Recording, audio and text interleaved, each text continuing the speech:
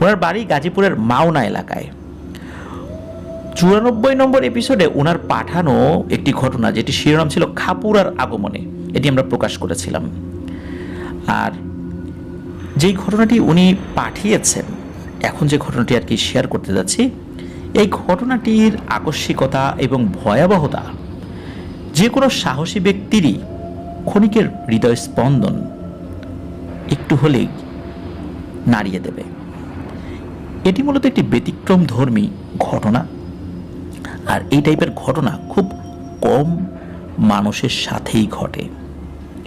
ঘটনাটি উনি কিভাবে পেলেন? গত বছর ওনার এক খালাতো ভাইয়ের সুন্নতে খাতনার অনুষ্ঠানে যোগদান করতে পরিবার সহ মুন্সিগঞ্জের বিক্রমপুর নামক স্থানে যান। আমরা জানি মুন্সিগঞ্জ জেলা কিন্তু আলুর জন্য বিখ্যাত।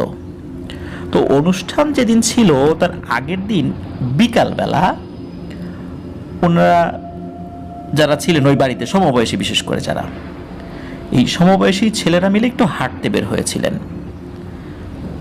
আর ওনাদের সাথে স্থানীয় দুজন দুঃসম্পর্কের আত্মীয় সাজিদ ও রামিম ছিল। এটা কিন্তু তাদের আসল নাম, কোনো ছদ্মনাম না। তো এই সাজিদ ও রামিম উভয়ই সমবয়সী আর কি, মানে এই যে আসিফ হুসাইন সহ আরও যারা আছেন আর কি, তাদের সমবয়সী। এই দুটো ছেলের কাছে কিন্তু এলাকার সব তথ্য থাকতো। তারা তো এলাকা টোটো করে ঘুরে বেড়াতো, সব ধরনের তথ্য ওদের কাছে থাকতো।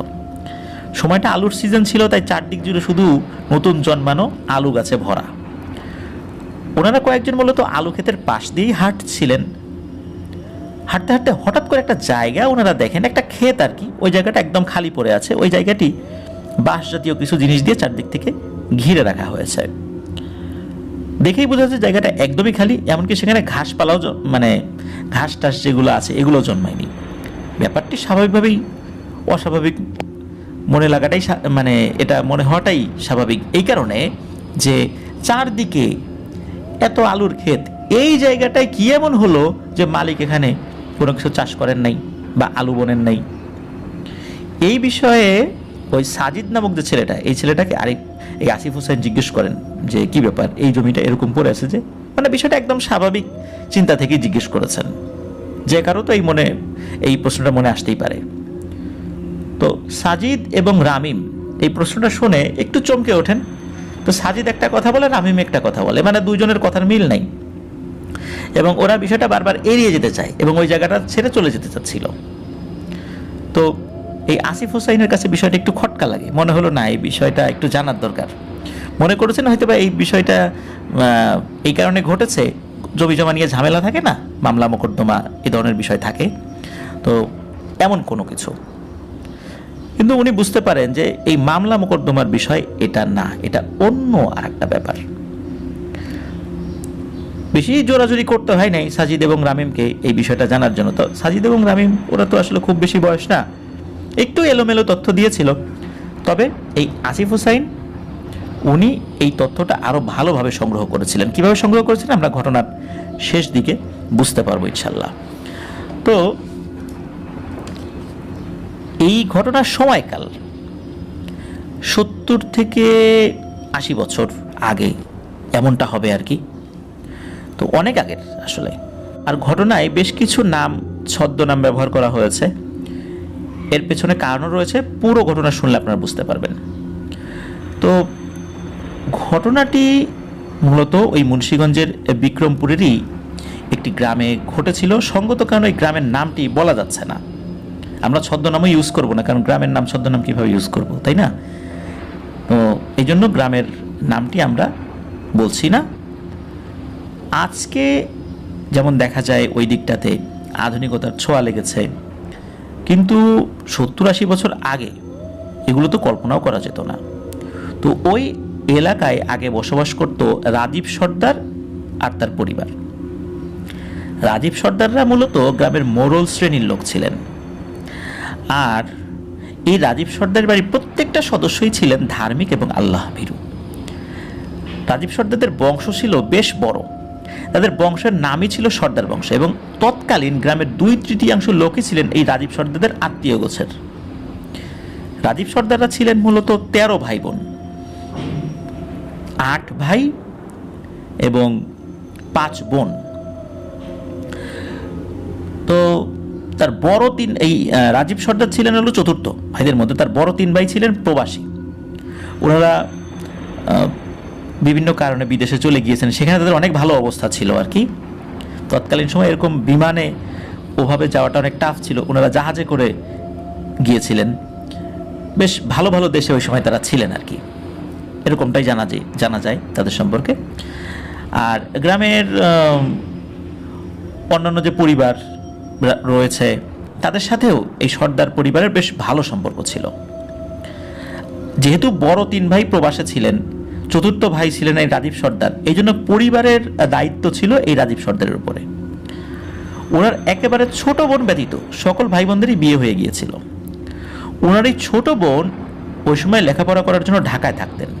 তৎকালীন মেয়েদের শিক্ষার প্রসার তো আজকের মতো ছিল না, তবে সর্দার পরিবারের যে ব্যাপারটা ছিল তারা অত্যন্ত সম্ভ্রান্ত এবং শিক্ষিত হওয়ার কারণে তাদের বাড়ির এই ছোট বোনটিকেও লেখাপড়া করার জন্য ঢাকাতে তাদের এক আত্মীয়র বাড়িতে পাঠিয়েছিলেন।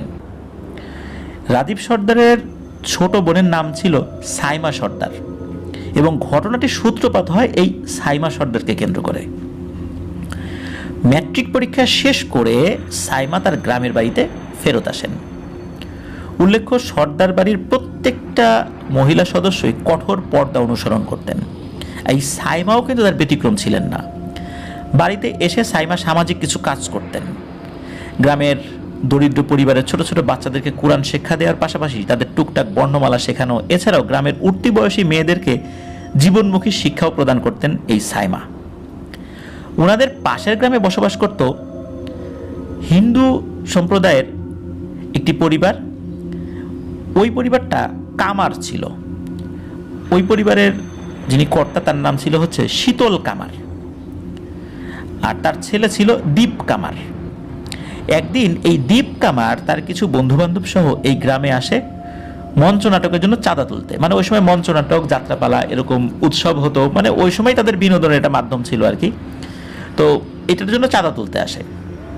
তখনকার সময়ে গ্রামে গঞ্জে এই বিষয়টি অনেক জনপ্রিয় ছিল। আজকে তো দেখা যাচ্ছে যাত্রাপালা বা মঞ্চ নাটক ওভাবে মানুষ খুব একটা দেখে না, কিন্তু ওই সময় এটা ছাড়া কিন্তু আর কোনো বিকল্প ছিল না এই নাটক দেখার আর কি।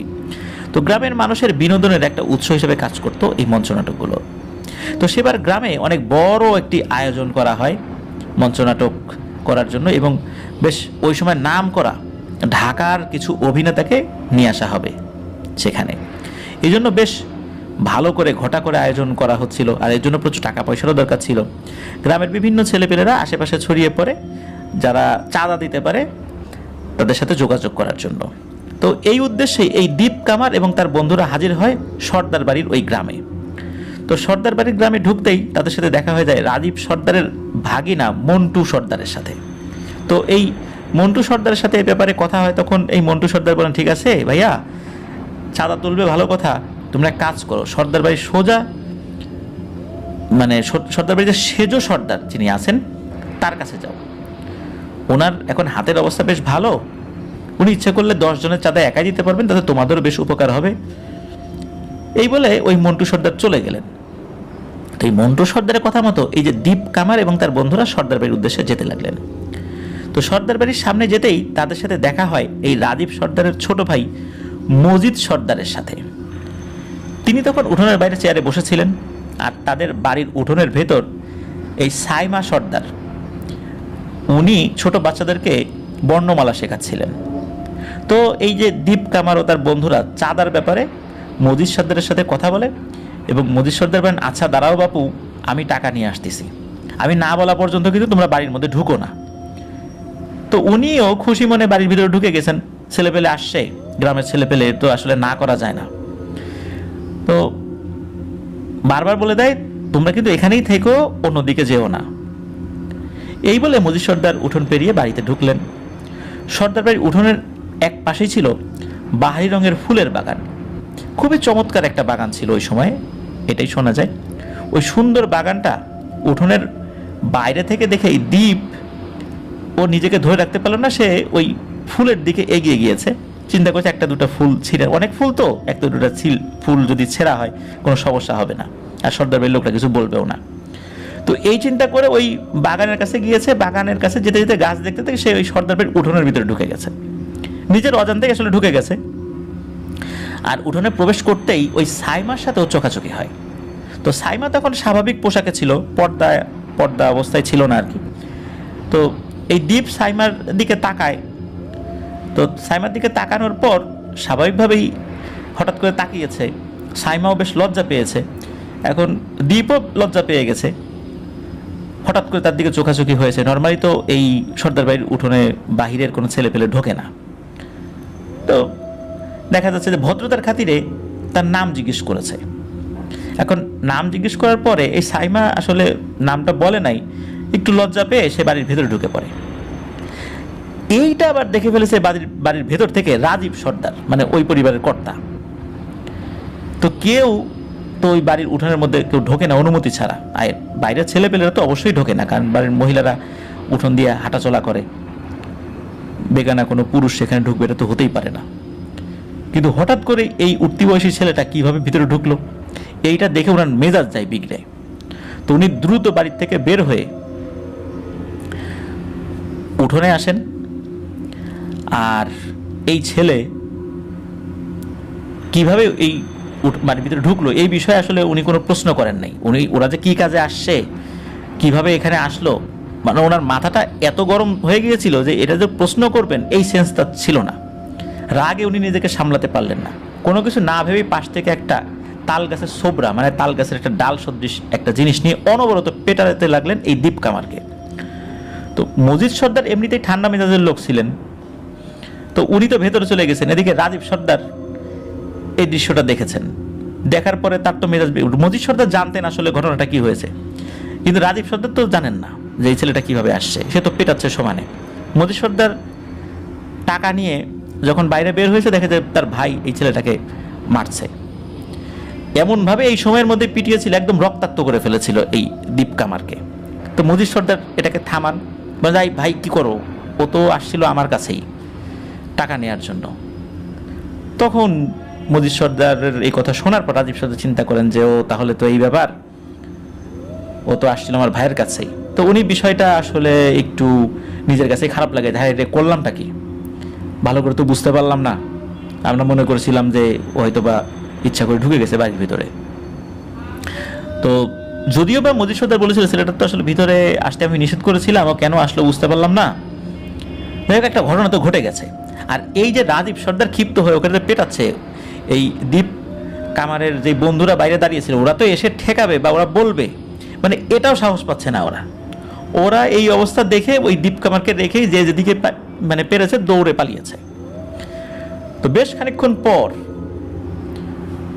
এই বন্ধুরা আবার ফেরত এসেছে, আসার পর এই দীপকে নিয়ে তারা আবার ফেরত যায়, এবং বন্ধুরা বলে যে আসলে দীপ তো বুঝতে পারে নাই, ও এই বাগান দেখতে দেখতে ফুল দেখতে দেখতে উঠোনের ভিতরে ঢুকে পড়েছিল। তো এটা বলে এবং রাজীব সর্দারের কাছে ক্ষমা চায়। রাজীব সর্দার আসলে লজ্জিত হন যে কি করে ফেললাম রাগের মাথায় এমন একটা কাজ, এটা তো আসলে উচিত হয় না। উনি সর্দার গোছের একজন মানুষ, গ্রামের সকলে তাকে সম্মান করে, আজ পর্যন্ত কাউকে উনি গায়ে হাত তোলেন নাই, সবাই তাকে সম্মানের কারণেই ভয় পায়, এমন একটা ঘটনা ঘটিয়ে ফেললেন উনি। যাই হোক, উনি নিজের ভুলটা বুঝতে পারেন যে এইভাবে তো পেটানো হয়নি। এরপর ওনার ভাই এই যে মজিদ সর্দারকে সাথে নিয়ে উনি খোঁজ খবর নিতে নিতে এই দীপ কামারের যে বাড়িটা যেখানে ওই দিকে গিয়েছেন, মানে ওই পাড়ায় গিয়েছেন। সেখানে গিয়ে জানতে পারেন যে দীপ কামারের অবস্থা নাকি খুবই খারাপ, আর এই দীপ কামারের বাবা শীতল কামার উনি নাকি এই রাজীব সর্দারের উপর খুবই ক্ষেপে আছেন, এবং ক্ষেপে থাকাটাই স্বাভাবিক। তো রাজীব সর্দার আবারও দীপ কামারের বাড়িতে যান, মানে দীপদের বাড়িতে যান। তো বাড়িতে গিয়ে দেখেন, মানে প্রথম দিন গিয়েছেন যে তারা ক্ষেপে আছে, এই জন্য আসলে যান নাই যে আসলে তারা রাগের মাথায় গালিগালাজ করতে পারেন, চিন্তা করছেন আসলে পরে যাই, পরে গিয়ে ওই ছেলেটার চিকিৎসার জন্য কিছু টাকা পয়সাও দিয়ে আসবো, আর তার পরিবারের কাছে গিয়ে কথাবার্তা বলে ক্ষমা চেয়ে আসবো, এরকমটাই চিন্তা করেছিলেন আর কি। তো ওনারা 2 দিন পরে আবার গিয়েছেন, দেখেন ওই শীতল কামার মানে দীপ কামারের বাবা আর কি, তো উনি পরিবার সহ চলে গেছেন বাড়িতে তালা ঝুলিয়ে। আশেপাশের লোকদেরকে জিজ্ঞেস করলে আশেপাশের লোকজন জানায় যে গত পরশু ভোর রাত্রে হঠাৎ নাকি দীপের প্রচণ্ড কাশি হয় এবং সাথে রক্ত বমি করতে করতে এই দীপ কামার মারা যায়। একথা শুনে রাজীব সর্দার নিজেও ভীষণ অবাক হয়েছেন, কারণ উনি অতটা মারেন নাই যাতে দীপের অবস্থা এমন হতে পারে।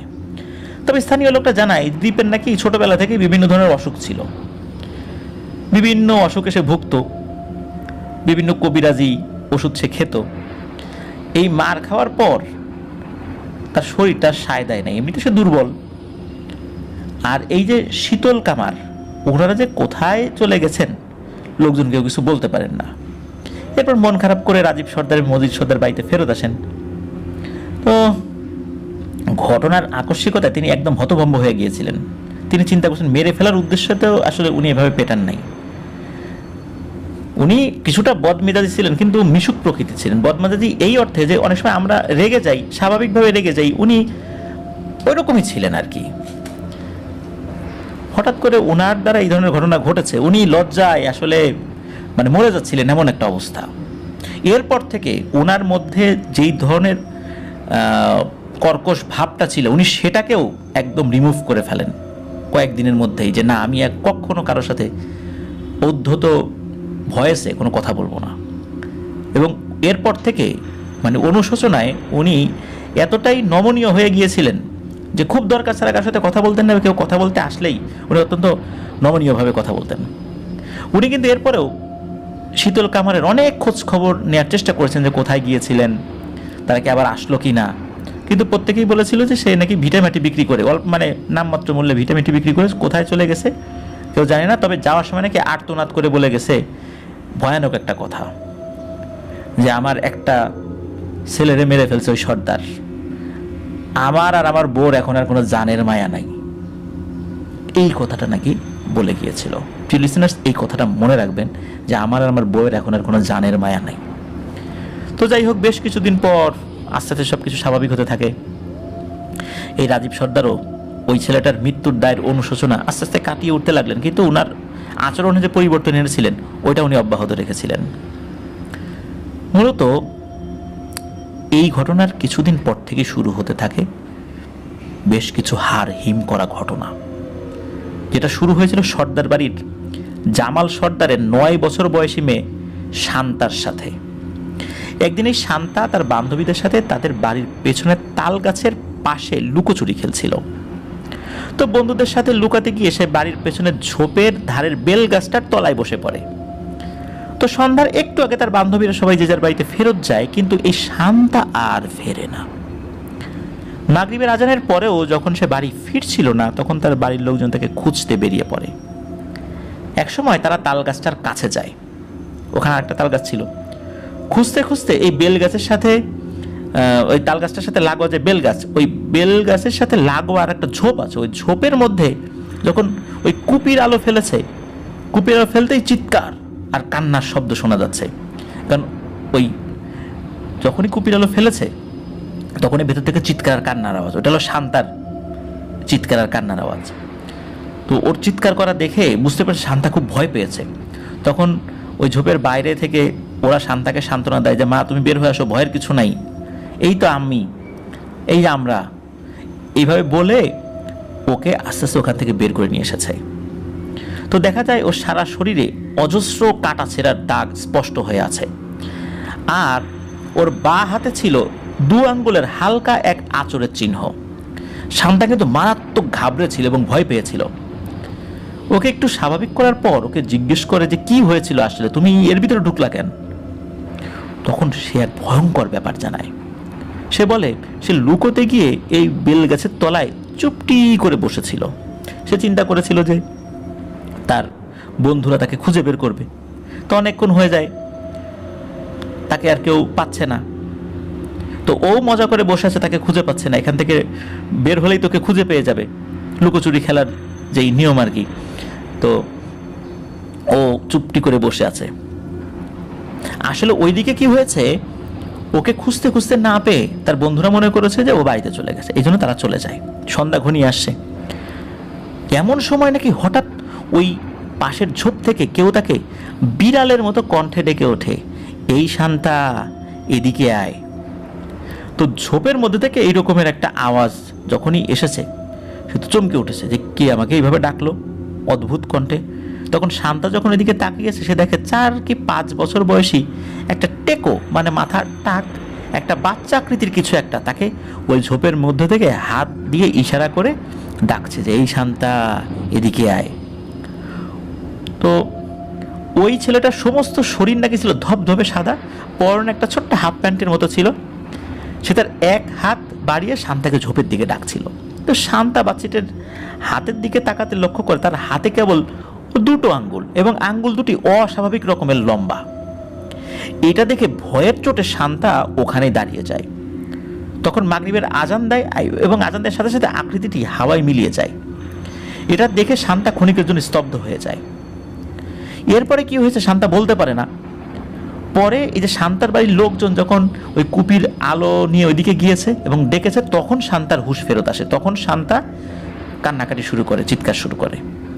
তো এই কথা শোনার পর শান্তার মা তো ভীষণ ভয় পায় এবং মেয়েকে বুকে জড়িয়ে ধরে, ছোট্ট একটা মেয়ে আদরের। তো বাড়ির লোকজন বলতে থাকে, আরে ও হয়তো শিয়াল কুকুর দেখে ভয় পাইছে অন্ধকারে। ওই রাত্রে এই পাশের মসজিদের ইমাম সাহেব এসে শান্তাকে ঝাড়ফুঁক করে দিয়ে যান। তো এই ঘটনার ঠিক 3 দিন পর সর্দার বাড়ির আরেক সদস্য, তার নাম হচ্ছে সাইফুল সর্দার। এই সাইফুল গরুর গাড়িতে করে মন্ডা মিঠাই নিয়ে বাড়ি ফেরত আসছিল। তো সর্দার বাড়ির ছোট বোন সাইমা ম্যাট্রিক পরীক্ষায় ভালো ফলাফল করায় গ্রামবাসী একটা আবদার ছিল এই রাজীব সর্দারের কাছে যে সাইমা তো পরীক্ষায় ভালো করেছে, আমরা তো খুব খুশি, ও বাচ্চাদেরকে লেখাপড়া করাচ্ছে গ্রামে এসে, তো ও যে ভালো ফলাফল করলো, আমাদের মিষ্টি কই। তো প্রত্যেকটা গ্রামবাসীকেই মিষ্টি খাওয়াবেন এই নিয়ত করেছিলেন রাজীব সর্দার। ওই চিন্তা করেই এই সাইফুল সর্দারকে উনি পাঠিয়েছিলেন যে মিষ্টি নিয়ে আসো, অনেক মিষ্টি হবে তো এই জন্য গরুর গাড়িতে করে নিয়ে আসতে হবে। তো ওইভাবেই মন্ডা মিঠাই আনা হচ্ছিল আর কি। তো সন্ধ্যার খানিক আগে সাইফুল মিষ্টি নিয়ে রওনা দিয়েছিল। তো গরুর গাড়িতে সে একাই ছিল, মানে সে নিজেই গরুর গাড়ি চালাচ্ছিল আর কি। চলতে চলতে হঠাৎ তার চোখ পড়ে পুকুরের কিনারার তেঁতুল গাছের দিকটায়। সাইফুল দেখতে পায় তেঁতুল গাছের সরু ডালে 2টো বাচ্চা আকৃতির কিছু একটা দেখা যাচ্ছে।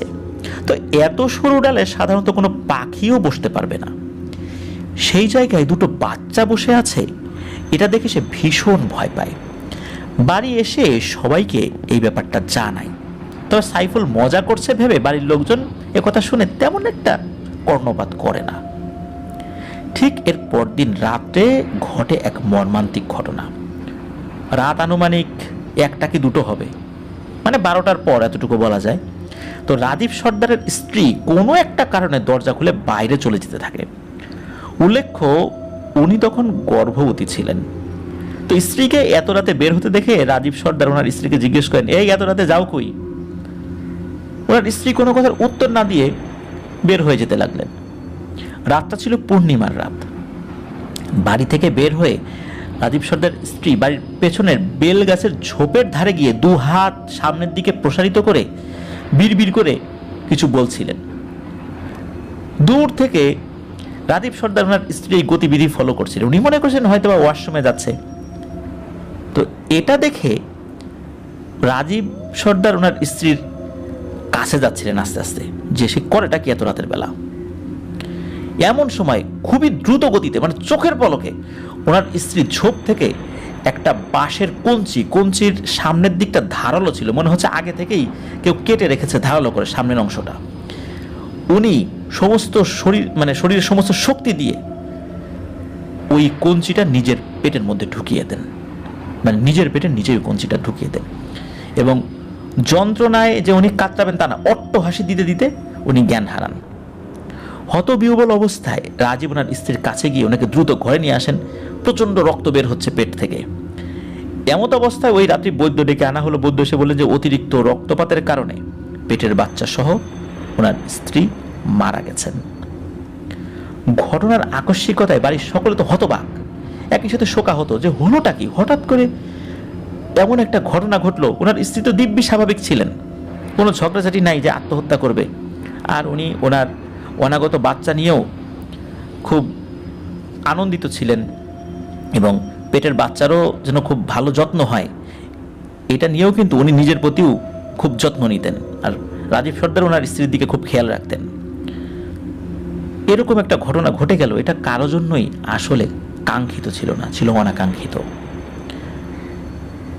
রাজীব সর্দার ওনার স্ত্রীর এই মৃত্যুটা নিজের চোখে দেখার পর উনি বুঝতে পারলেন যে এই পরিবারের উপর অশুভ কিছুর ছায়া পড়েছে। কেনই বা ওনার স্ত্রী মাঝরাতে বাড়ির পিছনে গিয়ে নিজের পেটে আঘাত করতে যাবেন, এই বিষয়টা তো কারোরই বোধগম্য হলো না। স্ত্রীর মৃত্যুর রেশ কাটিয়ে কিছুদিন পর 2 গ্রাম পরের এক বড় মাপের কবিরাজকে ডেকে নিয়ে আসা হলো ওনাদের বাড়িতে।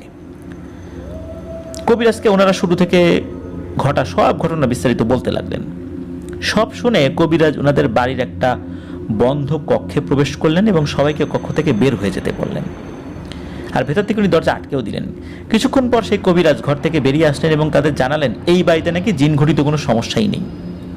তিনি যেই সমস্ত দোয়া দুরুদ জানতেন যাতে যাতে করে টুকিটাকি সমস্যার সমাধান করা যায়, তো সেই অনুযায়ী উনি কিছু আমল করেন। উনি বলেন এই গ্রামের আশেপাশেও যদি কোনো বদ জিন থেকে থাকতো, তবে উনি যে আমল করেছেন এই ঘরে ঢুকে, তাহলে ওই বদ জিন এখানে এসে ধরা দিতে বাধ্য হতো। কিন্তু উনি নাকি এই ধরনের কোনো কিছুর অস্তিত্ব টের পান নাই। ফলে উনি বুঝতে পারেন যে এই বাড়িতে কোনো বদ জিনের নজর নেই। এরপরে উনি ওই ঝোপের ধারে গেলেন এবং ঝোপ পরিষ্কার করিয়েও তেমন কিছুর সন্ধান পেলেন না। তবে উনি ঝোপের মধ্যে 3টি মেটে ইঁদুর মরে পড়ে থাকতে দেখেছিলেন। তবে যাওয়ার সময় কবিরাজ তাদের বাড়ি বন্ধ করে দিয়ে যান এবং বাড়ির লোকদের কিছু আমল শিখিয়ে দিয়ে যান। এরপর অবশ্য মাসখানেক কোনো ধরনের সমস্যা হয়নি। মাসখানেক পর শুরু হতে থাকে আর এক সমস্যা। বাড়ির সকলের মাথার চুল অস্বাভাবিকভাবে পড়তে থাকে, কোনো কারণ ছাড়াই তাদের মাথার চুল পড়তে থাকে। এর সাথে তাদের বাড়ির ছোট সদস্য যারা আছে, মানে বাচ্চা, এদের স্কিন মানে ত্বকের যে চামড়া, এই স্কিন কুচকে যেতে শুরু করে, মানে ঘুচিয়ে আসছে আর কি। আর প্রতিদিন সকালবেলা সর্দার বাড়ির আশেপাশে মেটে ইঁদুর মরে পড়ে থাকতো। আর এই ইঁদুরগুলো দেখে মনে হতো যেন ইঁদুরগুলোর শরীর থেকে সমস্ত রক্ত বের করে নেওয়া হয়েছে। বিষয়টি সাইমার কাছে বেশ অবাক লাগে। ওই দিনই সকাল থেকে আবার প্রচুর বৃষ্টি পড়ছিল। রাতের বেলা সাইমা তার বৃদ্ধা মায়ের সাথে ঘুমাতো। সেদিন তার মা তার কাকিমার সাথে পাশের গ্রামের তাদের এক অসুস্থ এক আত্মীয়ের বাড়িতে গিয়েছিল। ফলশ্রুতিতে ওই রাত্রে সাইমা একাই ঘুমিয়েছিল। সাইমা রাতের খাবার খেয়ে কুপি নিভিয়ে ঘুমাতে যায়, আর কিছুটা শীত শীত লাগতে শুরু করে, তাই সে কাঁথা মুড়ি দিয়ে শুয়েছিল। তার ঘুম ঘুম ভাব আসতে শুরু করেছে। এমন সময় সাইমা ফিল করে একটা ঠান্ডা কোনো একটা বস্তু তার পায়ের পাতা আলতোভাবে স্পর্শ করছে। সে বুঝতে পারে বস্তুটি পাখির পালকের মতো কিছু একটা। তো সাইমা ওই সুরসুরি পায়ে লাগার কারণে সে একটু পা নাড়াচাড়া করছিল, কিন্তু জিনিসটা কি এটা দেখার জন্য সাইমা ধীরে ধীরে তার পাশের টেবিলে রাখা যে কুপিটা ছিল, কুপির পাশে ম্যাচ ছিল, তো ওই জিনিসটা দিয়ে কুপিটা জ্বালিয়েছে। তো কুপির আবছা আলোয় সাইমা হঠাৎ করে দেখতে পায় যে 4টা বামন আকৃতির ভয়ানক অবয়ব তার পায়ের কাছে বসে আছে। এর মধ্যে 2টো একটু দূরে আর 2টো পায়ের একদম কাছে বসে আছে, এবং এই 2টোর মধ্যে একটা কোনো কিছু দিয়ে তার পায়ের নিচের দিকে একটু সুড়সুড়ি দেওয়ার চেষ্টা করছে, আর আরেকটা তার হাতের নখ দিয়ে সাইমার পায়ে আঁচড় কাটছে। তবে আশ্চর্যের বিষয় হলো যে এই যে পায়ে আঁচড় কাটছে, সাইমা কিন্তু তখন ব্যথা পাচ্ছে না। সাইমা কিন্তু বেশ সাহসী একটা মেয়ে ছিল। তো সাইমা কি করেছে, আচমকা ভয় পেয়ে ওই পায়ের একদম কাছাকাছি যেই 2টো অবয়ব ছিল ওই 2টোকে সজোরে লাথি মেরেছে, আর প্রচণ্ড জোরে দিয়েছে। এক চিৎকার দিয়ে দরজা খুলে বাইরে বের হয়েছে।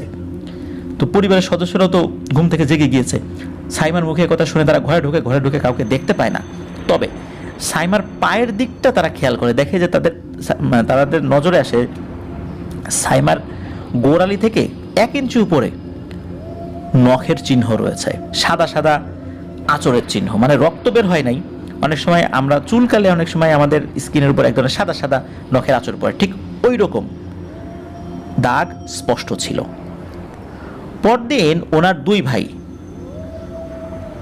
তারা আসামে রওনা দেন, যে আসামে একজন ভালো বুজুর্গ আছেন, তো ওই বুজুর্গের কাছে যাবেন। তো ওনারা রওনা দেন।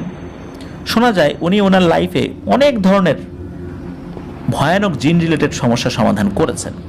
মূলত ওই বুজুর্গ ব্যক্তির নাম ঠিকানা জানতেন, যেহেতু ওনারাও ধার্মিক মানুষ ছিলেন। তো ওনারা রওনা দেন। ওনার নাম ছিল সাইদ হুসাইন, আবারও বলছি ওনার নাম ছিল সাইদ হুসাইন, ওই বুজুর্গ ব্যক্তির নাম।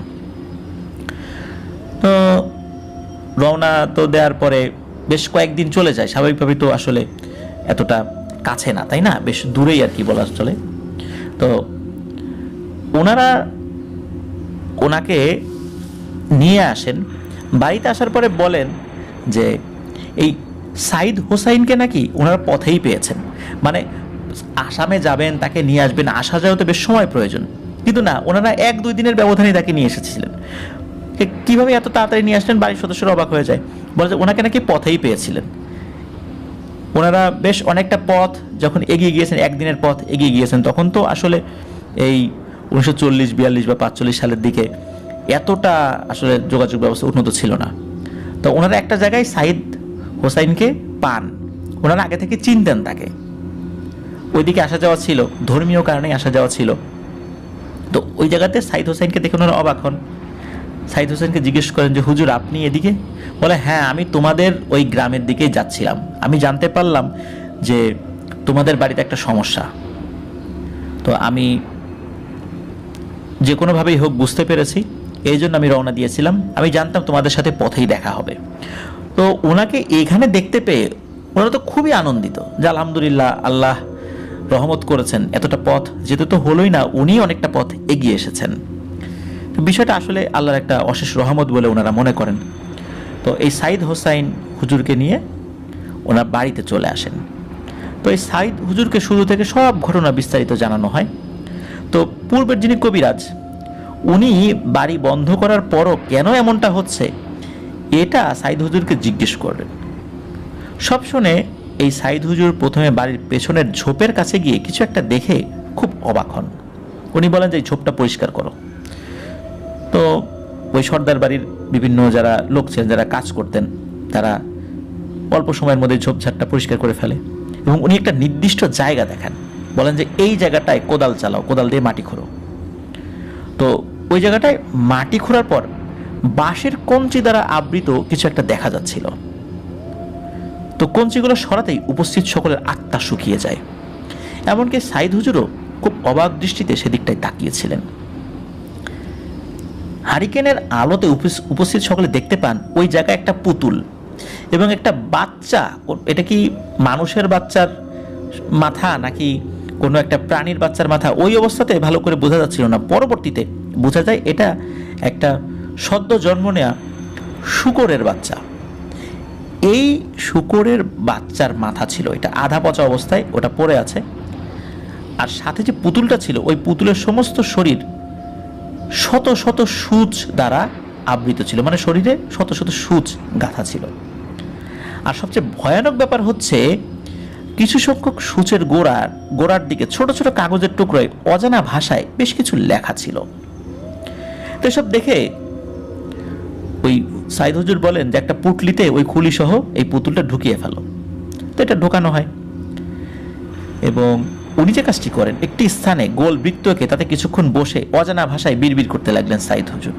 এবং উনি যেটা পড়ছিলেন এটা কোরআনের কোনো কিছু ছিল না বা অ্যারাবিক কোনো ওয়ার্ড ছিল না, এটা বুঝতে পারেন ওই পরিবারের সদস্যরা। কারণ হচ্ছে যে ওনারাও তো ধার্মিক ছিলেন, কোরআন পড়তে পারতেন, আরবি শব্দ যদি উচ্চারিত হতো বুঝতে পারতেন। কিন্তু সাইদ হুজুর উনি এত বড় একজন বুজুর্গ হওয়ার পরও কেন এ ধরনের অজানা ভাষায় বিড়বিড় করছেন, দুর্বোধ্য ভাষা উচ্চারণ করছেন, এটা ওই পরিবারের সদস্যদের আসলে বোধগম্য হয় না।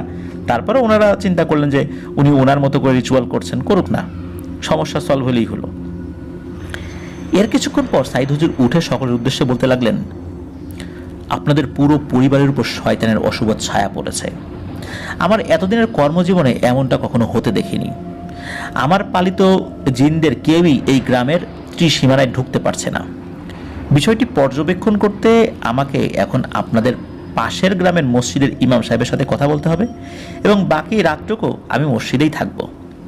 একথা বলে উনি রাতের বেলাতেই বাড়ির চারপাশে 4টি খুঁটি গেড়ে দিলেন এবং বললেন, আজকে রাত্রে যেন কেউ এই বাসা থেকে একা বের না হয়, আর কেউ যেন রাত্রে একা না ঘুমায়।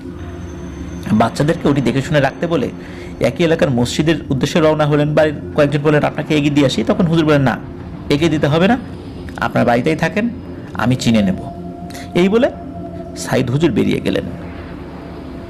ওই রাতে সর্দার বাড়ির সবাই একসাথেই ছিলেন, আর হুজুরের কথা মতো কেউ বাসা থেকে অকারণে বের হন নাই। পরদিন এশার নামাজের পর হুজুর আসেন তাদের বাড়িতে। এসে তিনি বর্ণনা করতে থাকেন এতদিন যাবৎ তাদের সাথে ঘটে যাওয়া সমস্ত ঘটনা।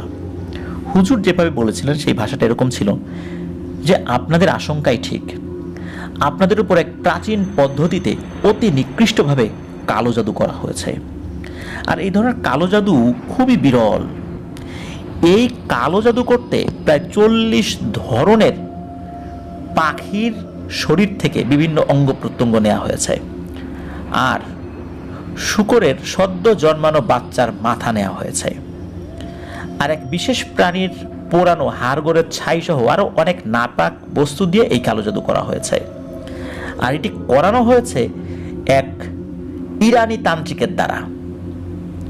আর এই কালো জাদু করিয়েছে এই শীতল কামার। শীতল কামার তার একমাত্র ছেলের মৃত্যুতে এতটাই ক্রোধান্বিত ছিলেন যে সে তার এবং তার স্ত্রীর আত্মা শয়তানের কাছে বিক্রি করে দিয়েছিল। আর এতে সাহায্য করেছিল ওই ইরানি তান্ত্রিক। ওই ইরানি তান্ত্রিকের সাহায্যে এক ভয়ানক জাদু সম্রাট জিন ও তার 9 জন বামন সাগরেদকে ডেকে এনেছে এই এলাকায়। একটি পুতুলের মধ্যে শতাধিক সূচ গেথে তাতে বাড়ির 14 জন সদস্যদের নাম ফার্সি ভাষায় লিখে তা তান্ত্রিকের এক জিন দ্বারা আপনাদের বাড়ির ওই ঝোপের মধ্যে মাটিতে পুঁতে রেখে আসে। এই জিনটি অত্যন্ত ধূর্ত প্রকৃতির বদ জিন এবং এই জিন নিজেও মূলত খুব কঠিন কঠিন কালো জাদুর চর্চা করে। তান্ত্রিক এই জিনের সাথে কথা বলেছে এবং এই জিন নাকি বলেছে দ্বীপের মৃত্যুর 90 দিনের মাথায় এই সর্দার বাড়ির সকল পুরুষ সদস্যকে নাকি সে হত্যা করবে, শুধু রাজীব সর্দার ছাড়া। রাজীব সর্দারকে নাকি সে তাদের দেশে নিয়ে গিয়ে জীবন্ত পুড়িয়ে হত্যা করবে। তো এই কালো জাদুর খরচ যোগান করতেই মূলত এই শীতল কামার তার সহায় সম্পত্তি ভিটামাটি সবকিছু বিক্রি করে চলে গিয়েছিল আর কি। এখন নাকি সে ভারতের ত্রিপুরায় কোনো একটা জায়গায় আছে।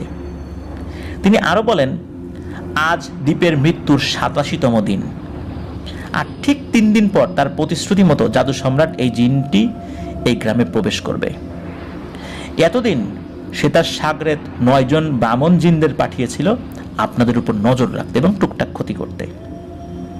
আর আপনি যখন রাগের মাথায় দ্বীপকে পেটাচ্ছিলেন তখন আপনার স্ত্রী দূর থেকে দেখেও প্রথমে আপনাকে থামাতে আসেনি।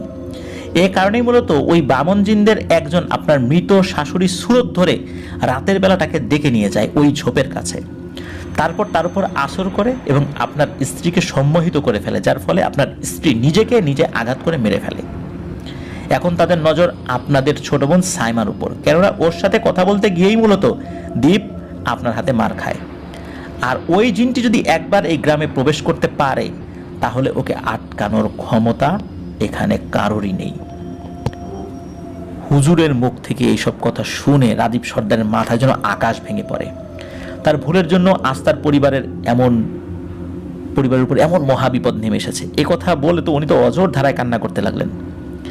হুজুর রাজীব সর্দারকে শান্ত হতে বললেন এবং বললেন যে এই দ্বীপ কামার অনেক আগে থেকে দুরারোগ্য ব্যাধিতে আক্রান্ত ছিল। পূর্ব থেকেই শরীর দুর্বল থাকায় সামান্য মার তার সহ্য হয়নি শরীরে, এই কারণেই সে মারা গেছে।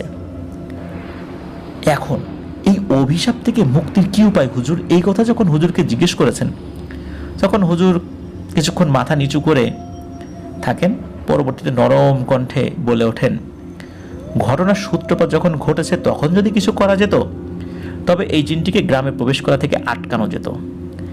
এতদিন এসে আশেপাশে সকল বদজিনদেরকে একত্র করে এক বিশাল সৈন্যবাহিনী তৈরি করেছে। এই গ্রামের সীমানা পেরোলেই এখন ওই জিনেরা আপনাদের বাড়ির লোকদের বিরাট ক্ষতি করবে। তাই এখন আমাদের কারোর হাতেই কিছু করার নেই সর্দার সাহেব। এখন এই জাদু ঠেকানোর সামর্থ্য আমাদের ধরা ছোঁয়ার বাহিরে। আমি কিছুক্ষণ আগে এই গ্রামটিকে চারদিক থেকে বন্ধ করে দিয়েছি, আপাতত তারা আপনাদের কোনো ক্ষতি করতে পারবে না। তবে এখন কিছুদিন আর আপনারা কেউ বাসার থেকে বাইরে বের হবেন না, আর এই ব্যাপারে ওই ইমাম সাহেবের সাথেও আপাতত কথা বলার দরকার নেই। কোন ইমাম সাহেব? যেই ইমাম সাহেবের সাথে উনি রাতের বেলা কথা বলবেন বলে ওনার বাড়ি থেকে বেরিয়েছিলেন, সেই ইমাম সাহেব। তো এই কথা এই সাইদ হুজুর ওনাদেরকে বলেন। তবে কথাও বলেন যে ৯০তম দিনে এই জিন যদি কাউকে কিছু নাও করে, তবে রাজীব সর্দারকে নাকি এই জিন তাদের দেশে নিয়ে জীবন্ত আগুনে পুড়িয়ে মারবেই, এটা বলে যান। একথা বলে হুজুর কিছুক্ষণ চুপ থেকে তাদের থেকে বিদায় নেন, বলেন যে আমি আমার দেশে ফেরত যাই, আমার আর কিছু করণীয় নাই। একথা বলে উনি ওখান থেকে রওনা দেন। ওনাকে কিছু পথ খরচ দেওয়ার কথা বললেও উনি সেটা নেন নাই। যাই হোক, উনি তো রওনা দিয়ে চলে যান। উনি আসলে কোনো সমস্যার সমাধান করতে পারলেন না, বরং ভয়ানক কিছু ব্যাপার ওনাদেরকে শুনিয়ে গেলেন। এতে করে পরিবারের সদস্য আরও ভেঙে পড়েন। তো রাজীব সর্দার সহ পরিবারের সদস্যদের মাথায় মানে আকাশ ভেঙে পড়ে। সকলে তো দুশ্চিন্তায় দিশেহারা হয়ে যায়। বাড়ির কারো ঘুম নেই, খাওয়া দাওয়া নেই। সবাই পুরো দুস্তুর আল্লাহকে স্মরণ করতে থাকেন।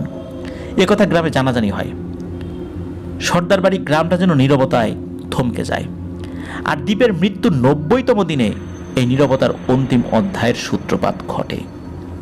৯০তম দিনে সারাদিন তেমন কোনো সমস্যা হয় না। তবে রাতে এশান নামাজের পর বাইরে থেকে কারো ডাকাডাকির শব্দে এই রাজীব সর্দার দুই ভাই বাইরে বেরিয়ে আসেন।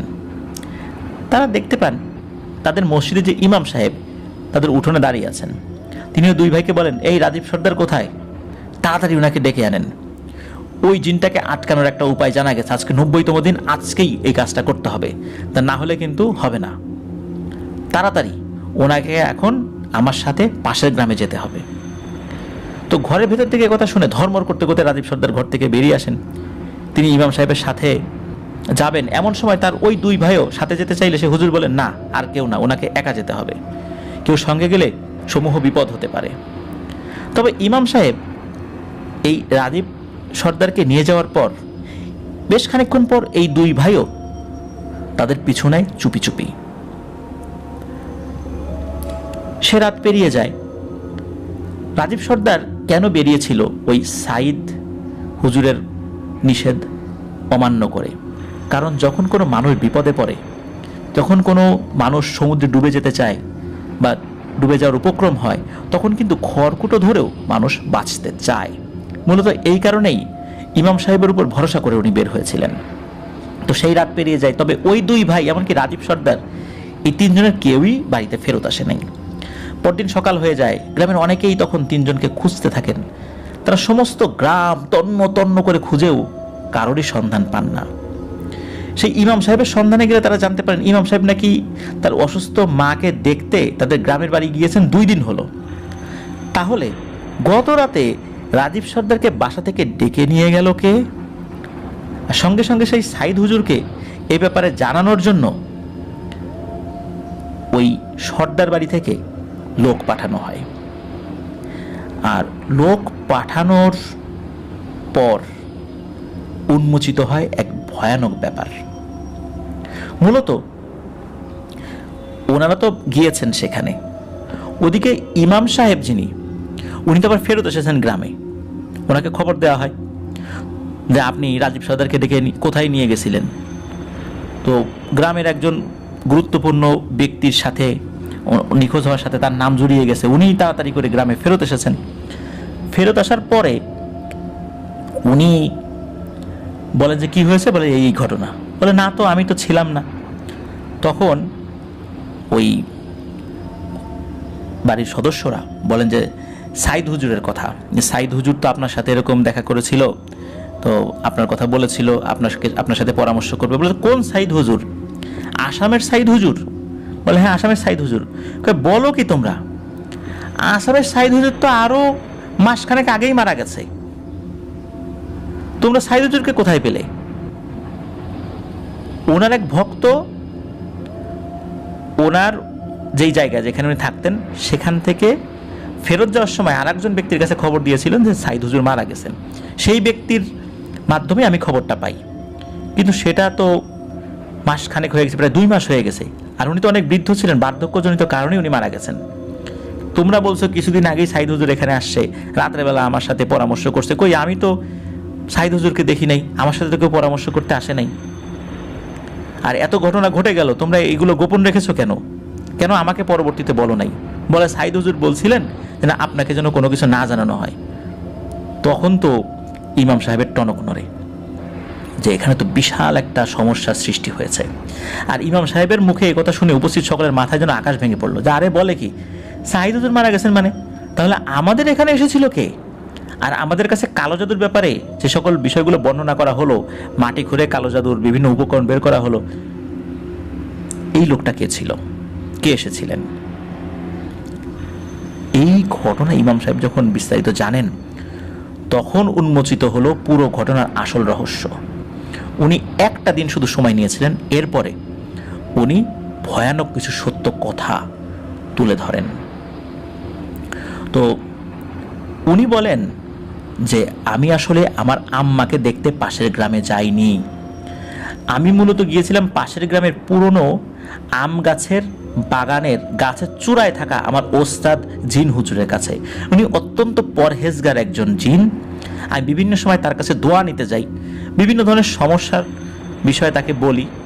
তো উনি আমাকে বিভিন্ন সময় পরামর্শ দেন, কিন্তু এই বিষয়টা আমি এতদিন কাউকে বলিনি। আর আমি আমার আম্মার অসুস্থতার খবরে যে আমি গিয়েছিলাম, এটা সত্য, আমার আম্মা অসুস্থ, কিন্তু আমি গ্রামে যাইনি। এই আম বাগানেরই এমন একটা জায়গায় আমি অদৃশ্য ছিলাম, যেটা বাইরে থেকে কেউ বোঝার কোনো সুযোগ নেই, বুঝতে পারবে না, অথচ ওদিক দিয়ে অনেক মানুষই যায়। তা আমি ওই জিন হুজুরের কাছ থেকে এই বিষয়ে, সর্দার বাড়ির সমস্যার বিষয়ে আমি জিজ্ঞাসা করি। মূলত আমি যেদিন প্রথম যাই এই বাড়িতে, কেন আমি কোনো জিনের অস্তিত্ব পাচ্ছিলাম না, আশেপাশের এলাকায় কোনো বদ জিন নাই, এর পিছনে কারণ কি? বিষয়টা আমার সন্দেহ লাগে, কিন্তু আমি বুঝতে পারি নাই যে বিষয়টা কি। কিন্তু একে একে ওই বাড়িতে বিভিন্ন সমস্যা যখন সৃষ্টি হয়, তখন মূলত আমি আমার ওস্তাদ জিন হুজুরের কাছে গিয়েছি। ওনার কাছে গিয়ে আমি আপনাদের ব্যাপারে বলি, আর উনি এই ব্যাপারে তার শিষ্য জিনদের কাছ থেকে বিস্তারিত খবর নেন এবং এই বিষয়টি সম্পূর্ণ আমার কাছে ব্যাখ্যা করেন। মূলত আপনাদের কাছে এতদিন যে সাইদ হুজুর সেজে এসেছিল, সেটি হচ্ছে সেই বদ জাদু সম্রাট জিন।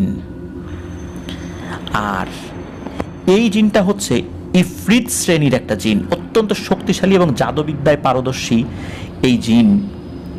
এর নাম হচ্ছে দুবাইলা। দুবাইলা এক ভয়ঙ্কর অসুখের নাম। এই অসুখ মূলত শরীরে ফোড়া সৃষ্টি করে, কাঁধে, পিঠে, বিভিন্ন জায়গায় ফোড়া সৃষ্টি করে মারাত্মক যন্ত্রণা দেয় এবং এই যন্ত্রণায় অনেকেই মারা যায়। মূলত এই অসুখের নামটাই এই ইফরিত জিনের নাম, দুবাইলা। এরা খুব ভয়ানক এবং কালো জাদুর বিষয়ে খুব পারদর্শী। এই জিনটি অত্যন্ত ধূর্ত প্রকৃতির। সে যে কোনো সময় যে কোনো মানুষের সুরত ধরতে পারে এবং তাদের কণ্ঠ হুবহু নকল করতে পারে। আর দিনের বেলাতেও এরা মানুষকে ধোঁকা দিতে পারে, মূলত অন্য মানুষের সুরত ধরে।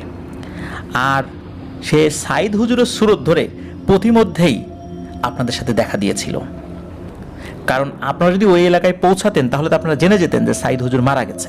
মূলত সে ওই সুরত ধরে এই পরিবারের সদস্যরা যখন গিয়েছিল সাইদ হুজুরের খোঁজে, তখন প্রতিমধ্যে তাদের সাথে দেখা করে এখানে চলে আসে। কারণ সে খুব ভালো করেই জানতো এই সমস্যার সমাধানের জন্য কোনো একজন ভালো আল্লাহওয়ালা বুজুর্গ ব্যক্তিকে আপনারা খুঁজবেন। আর এই দুবাইলা জিনটি একা একা এই গ্রামে প্রবেশ করতে সমর্থ হতো না, যদি না ওই পরিবারের কেউ তাকে সাথে নিয়ে গ্রামে প্রবেশ করে। সত্যি ওই পরিবারের সদস্যদের মাধ্যমেই সে এই গ্রামে প্রবেশ করেছে।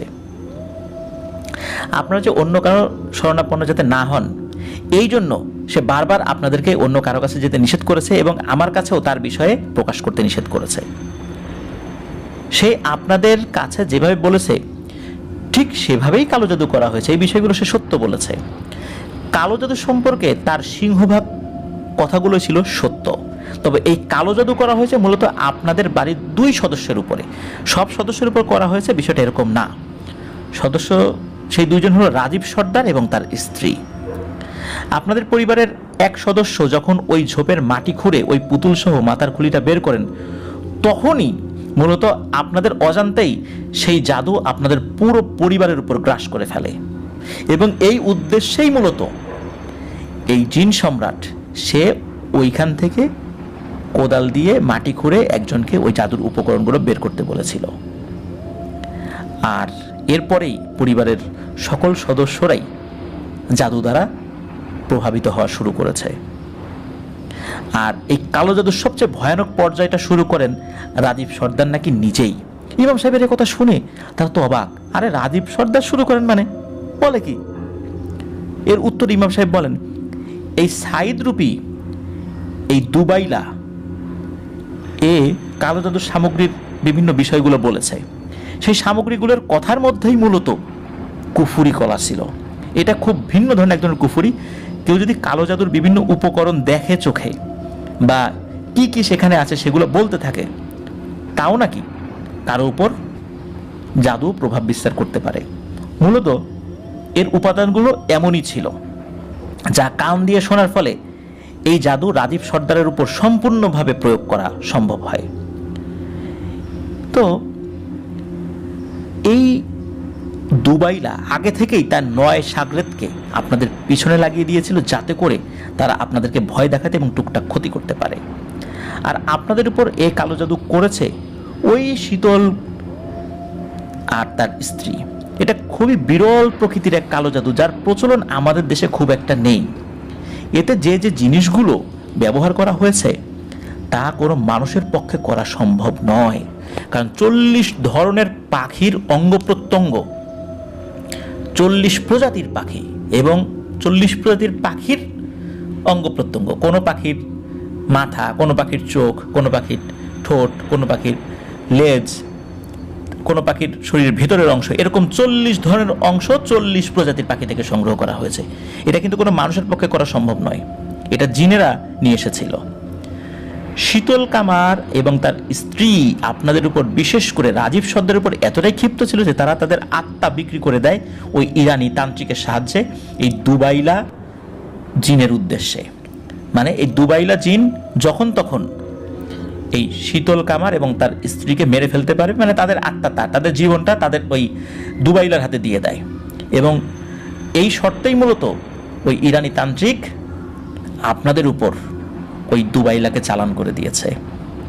আর এখন এই কালো জাদু আপনাদের পরিবারের উপর বিস্তার করে ফেলেছে, যা মূলত এই দুবাইলা নিজে এসেই সাইদ হুজুরের ছদ্মবেশে করে দিয়ে গেছে। এসব বলতে বলতে ইমাম সাহেব থমকে গেলেন। ওনাকে থেমে যেতে দেখে উপস্থিত একজন করে বলেন, আর কি ইমাম সাহেব, আর কি, আরো কিছু বলেন। তখন ইমাম সাহেব ধীর কণ্ঠে বলে উঠলেন, আর এই দুবাইলাকে গ্রামে আসতে সাহায্য করেছে আপনাদেরই ওই 2 ভাই, যারা গতকাল রাতে রাজীব সর্দারের পিছু পিছু গিয়েছে। হুজুরের মুখে এই কথা শুনে ওই 2 ভাইয়ের স্ত্রী ইমাম সাহেবের উপর চেঁচামেচি শুরু করেন, তাকে গালিগালাজ করতে লাগলেন। এটা দেখে বাড়ির অন্য সদস্য তাদেরকে ঘরে নিয়ে গেলেন। তারপর ইমাম সাহেব বলতে লাগলেন, আপনাদের ওই 2 ভাই রাজীব সর্দারের পিঠাপিঠি হওয়ায় ছোটবেলা থেকেই ওনাকে হিংসা করতেন। তারপর যখন আপনাদের বাবা রাজীব সর্দারকে গ্রামের মোড়ল ঘোষণা করলেন এবং বেশি সম্পত্তি ওনার নামে লিখে দিলেন, তখন তারা আরও ক্ষিপ্ত হয়। তারা গ্রামের ভেতরে এই রাজীব সর্দারের বিরুদ্ধে বিভিন্ন চক্রান্ত আটতে থাকে এবং ওনাদের মনে মনে রাজীব সর্দার এবং তার স্ত্রীর ক্ষতি যাতে কিভাবে করা যায় সেই চিন্তায় তারা বিভিন্ন সময় পরামর্শ করত। এরই ফলশ্রুতিতে একদিন পাশের গ্রামের দীপ কামারকে মারার ঘটনাকে কেন্দ্র করে তারা দীপের বাবার কাছে গিয়ে আরও উস্কানি দেয়। দীপের বাবা শীতল কামার তাদের কথার উস্কানি এবং ছেলের মৃত্যুর জন্য এই রাজীব সর্দার এবং তার স্ত্রীর উপর এই দুবাইলাকে চালান করে। নিজ স্বার্থ হাসিলের আনন্দ উদযাপনের জন্যই হয়তো আপনাদের 2 ভাই গতকাল রাতে রাজীব সর্দার আমার সুরত ধরে আসা সেই দুবাইলার সঙ্গে পিছু পিছু যায়। ওরা কিন্তু সাথে যায় নাই, অনেক দূরে ছিল, যাতে করে ওরা দেখতে পারে রাজীব সর্দারের কি পরিণতি হয়, ওকে কিভাবে জিনদের দেশে নিয়ে যায়। ওরা জানতো যে কি হতে পারে, এরপরও সাহস করে ওরা গিয়েছিল। কিন্তু ধূর্ত এই দুবাইলা সুযোগ পেয়ে প্রথমেই এই 2 ভাইকে হত্যা করে নিজের শক্তি বৃদ্ধি করে। আর ওই 2 ভাইয়ের লাশ এই গ্রামেরই বড় দিঘির কাদায় পুঁতে রেখেছে ওই জিন। আর কথা অনুযায়ী রাজীব সর্দারকে তাদের দেশে নিয়ে গেছে, কিন্তু ওখানে নিয়ে যাওয়ার পর তার সাথে কি করেছে এই বিষয়টি জানা যায়নি। এই বলে ইমাম সাহেব থেমে গেলেন। ইমাম সাহেবের কথা মতো বেশ কিছু লোক ওই বড় দিঘির হাঁটু সমান কাদা পানিতে ডুবন্ত অবস্থায় সত্যি ওই দুই ভাইয়ের লাশ উদ্ধার করে। তবে রাজীব সর্দারের খোঁজ আর পাওয়া যায়নি। এমনকি ইমাম সাহেব তার ওস্তাদ জিন হুজুর, সেই জিন হুজুরের কাছে বলেন যে রাজীব সর্দারের কোনো খোঁজ নিতে, অন্তত কি হয়েছে তার সাথে সেই বিষয়টি জানাতে, কিন্তু ওই জিন হুজুরও এই বিষয়ে কিছু বলতে পারেননি। তবে এতটুকু বলেছেন যে তাকে ওই দুবাইলা ওদের দেশে নিয়ে গেছে, কিন্তু ওখান থেকে কোনো তথ্য সংগ্রহ করা কঠিন, কারণ ওরা এতটা নোংরা শ্রেণীর জিন, এতটা কালো জাদু করা জিন, ওখানে কোনো ভালো জিন প্রবেশ করতে পারে না। চতুর্দিকে জাদুর বন্ধনী দেয়া, ওখানে যাওয়ার সাথে সাথে ভালো জিনেরা আটকে যাবে। শুধু ভালো জিন না, খারাপ জিনেরাও আটকে যাবে। খারাপ জিনেরা আটকে যাওয়ার পর ওদেরকে ছাড়িয়ে নেয় অন্য জিনেরাই। ছাড়িয়ে নেওয়ার পর ওদেরকে জিজ্ঞাসাবাদ করে কেন এখানে এসেছে। যদি তাদেরকে উত্তর দিয়ে খুশি করতে পারে তাহলে ছেড়ে দেয়, বা যেই কাজে এসেছে সেই কাজটা করতে দেয়। আর যদি খুশি করতে না পারে তাহলে জিনদেরকে হত্যা করে। এই জন্যই মূলত কেউ ওই এলাকায় যেতে পারে না। আর রাজীব সর্দারকে কি করা হয়েছে এই জন্য এই সমস্ত কারণে কোনো তথ্য নেওয়া সম্ভব হয়নি। তো যাই হোক, এ কথা শোনার পর স্বজন হারানোর বেদনা, গ্লানি উপস্থিত সদস্যদের হৃদয়ে আঘাত হানে। অঝরে অনেকেই কান্নাকাটি করতে থাকে। এসব দেখে ইমাম সাহেব তখনকার মতো সকলকে সান্ত্বনা দিয়ে ওখান থেকে চলে যায়। তবে সেদিন মাগরিবের নামাজের পর পুনরায় সর্দার বাড়ির সদস্যদের সাথে উনি দেখা করতে আসেন। তিনি গোপনে সাইমাকে ডেকে নিয়ে বলেন, এখনো একটা কাজ বাকি। ওই বদজিন এখনো কিন্তু তোমাদের পিছু ছাড়েনি।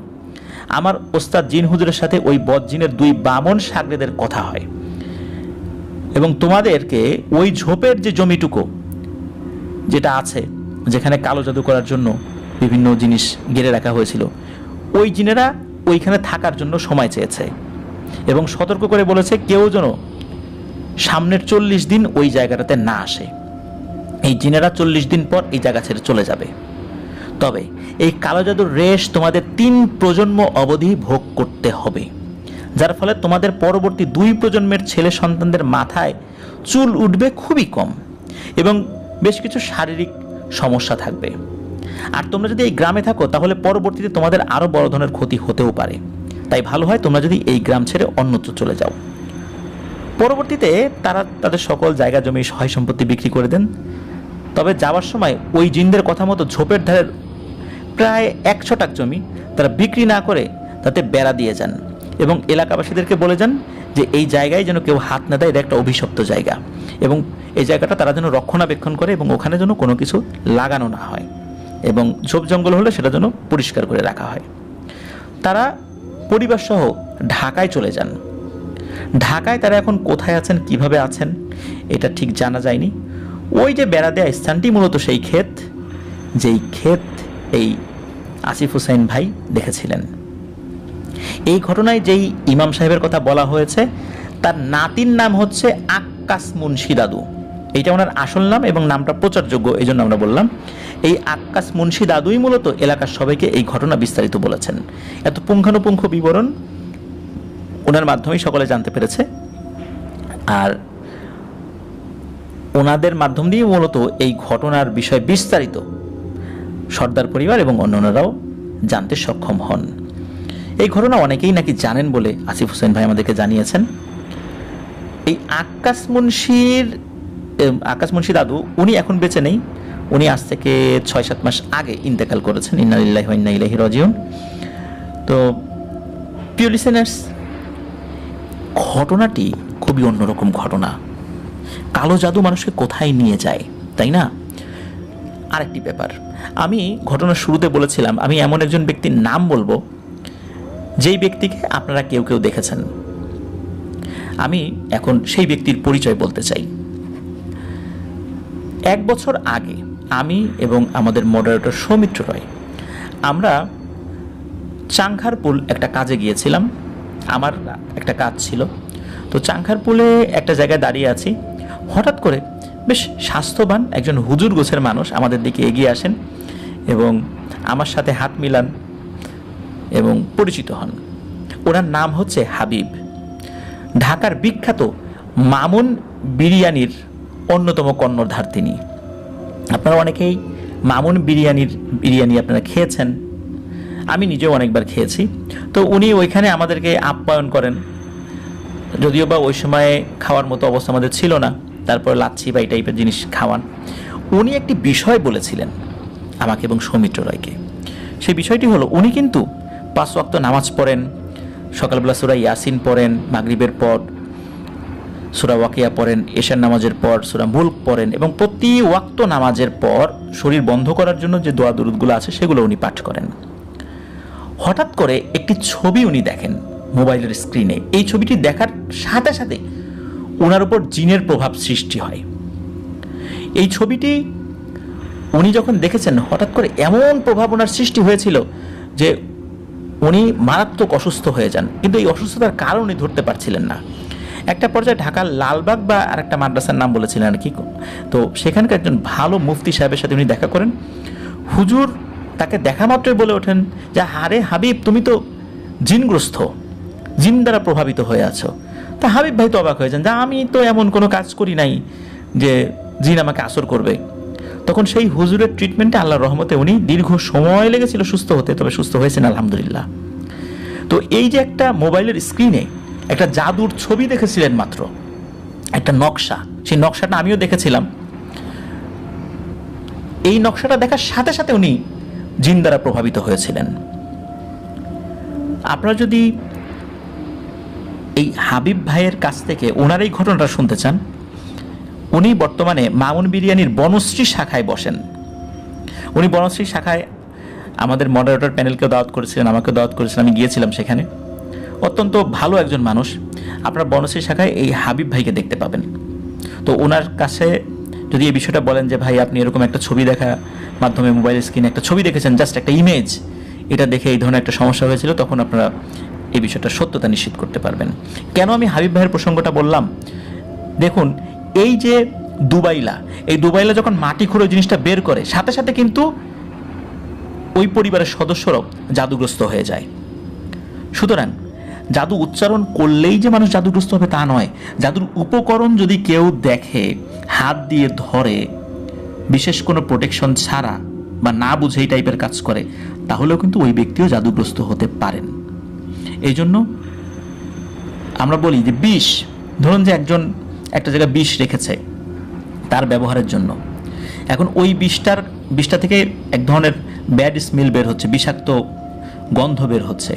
তো উনি হয়তো মাস্ক পরে আছেন, জানেন যে এই জিনিসটা যদি, এটার গন্ধ যদি আমাদের শরীরে যায়, শরীরের বিভিন্ন ধরনের ক্ষতি হতে পারে। তো আমরা যদি ওখানে যাই না বুঝে, মাস্ক ছাড়া, আমাদেরও কিন্তু ক্ষতি হতে পারে। অথচ ওই বিষটা উনি ব্যবহার করার জন্য নিয়ে এসেছিলেন। বা ধরুন যে একজন কোনো কারণে বিষ খেয়েছে, তার শরীর থেকে বিষটা বের করা হয়েছে, একটা লিকুইড বিষ বের করে একটা পাত্রে রাখা হয়েছে। এখন ওই বিষের যদি আবার আরেকজন খায়, তাহলে উনিও কিন্তু বিষক্রিয়ায় আক্রান্ত হবেন। একজন খাওয়ার পর ওটা থেকে যে আর কেউ আক্রান্ত হবেন না এমনটা বলা যায় না। যদি আমরা ভুল করে সেটা নাড়াচাড়া করি বা অন্য কোনোভাবে ইউজ করার চেষ্টা করি, তাহলে আমরাও আক্রান্ত হতে পারি। তো এই যে ব্যাপারটা, যে ওখানে উপস্থিত থাকার পর অনেকেই সেটাতে আক্রান্ত হয়ে গেলেন, এই বিষয়টা খুবই অদ্ভুত। এই বিষয়টি আমি হাবিব ভাইয়ের ওই কথাটার সাথে মিলিয়েছি যে হাবিব ভাই কীভাবে একটা ছবি দেখার সাথে সাথে জিন দ্বারা প্রভাবিত হয়ে গেলেন। তো এইটার সাথে ওই জিনিসটা মিলে যায়। এই কারণেই আমি আপনাদেরকে হাবিব ভাই